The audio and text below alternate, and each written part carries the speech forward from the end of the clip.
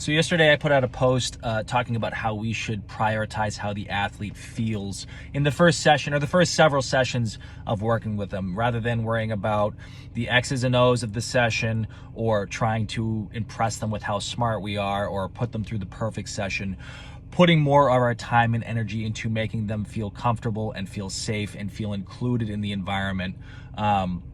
And I just wanted to expand on this thought a little bit, because a younger me would have rolled their eyes at just the word safe or comfortable. I think with the advent of the safe spaces and everybody feeling comfortable all the time, those words just got overused, and anytime we would hear those words, it would just make us sick.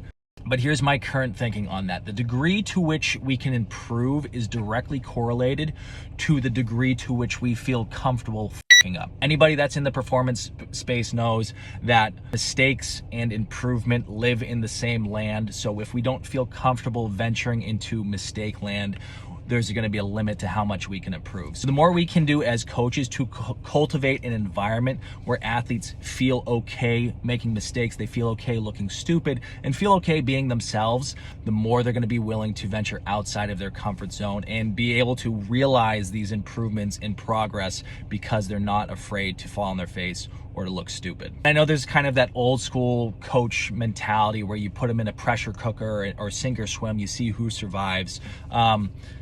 And I disagree with that for a couple of reasons. Number one, a lot of team sport practice and training environments, especially at the higher levels, are not conducive to improvement. It is not a great environment for people to improve, especially when playing time is on the line. You learn that if I make mistakes in practice, if I make multiple mistakes in practice, I might not dress the next game. If I make a mistake in the game, I might not play the next shift. So with that fear, we get more and more constrained in the things that we're willing to try, the levels that we're willing to push to, and there just becomes a cap on improvement.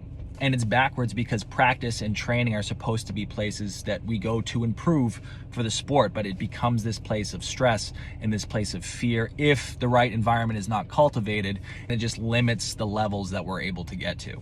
And this might not be an issue for the top players on the team, but then you kind of get into a chicken or the egg situation where the top players have more leash. They know they can make more mistakes, so are therefore willing to try more things. Whereas the players in the middle and the bottom of the roster have a much shorter leash and are ironically the ones that need the most improvement, but are more afraid to try things that are going to actually make them improve.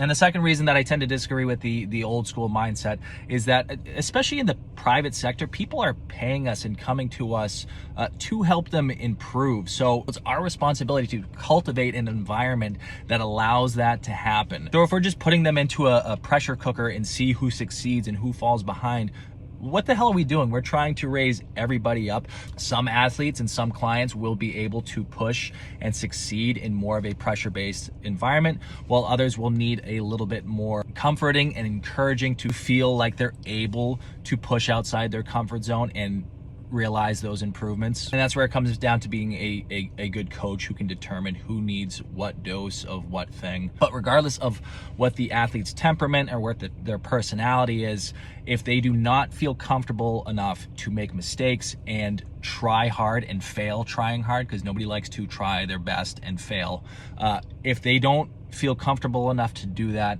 they're going to be limited in how much progress they can make.